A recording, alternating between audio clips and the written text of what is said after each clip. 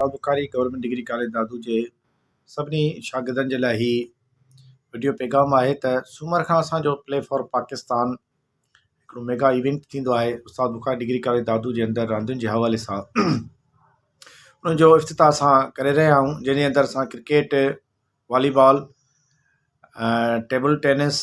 Tug of war, sec raise, मुख़्तलिफ़ slow cycling, मुख़्तलिफ़ क़िस्म जूं जेके बि गेम्स आहिनि, सिहत अफ़ज़ा गेमूं आहिनि,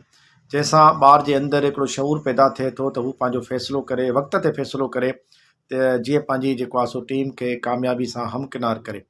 त अहिड़े हवाले सां उन्हनि जी जिस्मानी ऐं ज़हनी तरबियत जे लाइ असां वटि प्ले फॉर पाकिस्तान जो मेगा इवेंट आहे, जेको सूमर खां असां शुरू करे रहिया आहियूं। उन जे लाइ सुभाणे खां जिन बि शागिर्दनि जेको आहे शर्ट्स वरितियूं आहिनि, जेके रांदियुनि जे हवाले सां मुख़्तलिफ़ 6 कलर जेको आहे उस्ताद बुखारी डिग्री कॉलेज दादू मुख़्तिस कया आहिनि, त उहे ॿार सुभाणे खां ई पाए ईंदा। त उन्हनि जी हिकिड़ी रिहर्सल जो जेको शेड्यूल रखियलु आहे, जंहिंखे साईं प्रोफेसर आफ्ताब साहिबु, साईं अब्दुल जवाद राहूजो साहिबु, साईं सिकंदर लिगारी साहिबु उहे जेको आहे सो लॉन्च करे रहिया आहिनि। त उन में उन्हनि खे हिकु त तरबियत बि थींदी ऐं प्लस में उन्हनि खे सॼे शेड्यूल जे बारे में बि जेको आहे सो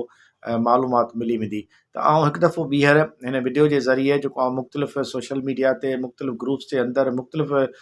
जेके यूट्यूब जा चैनल आहिनि, ऐं उन ते ई मैसेज हलायां थो त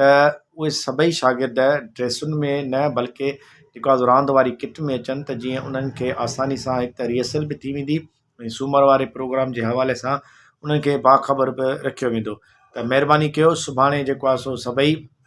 ऐं हिन पूरे इवेंट जे अंदरि वालदेन ऐं सिविल सोसाइटी जे सभिनी दोस्तनि खे दिलि जी गहराइनि सां असीं भलीकार चऊं था। जेॾीमहिल बि जेको बि शागिर्द जेको असांजे मादी में असां वटि शागिर्द रही चुको आहे, उनजो वालिद या असां वटि जेके हींअर पढ़ी रहिया आहिनि शागिर्द, उन्हनि जा वालिद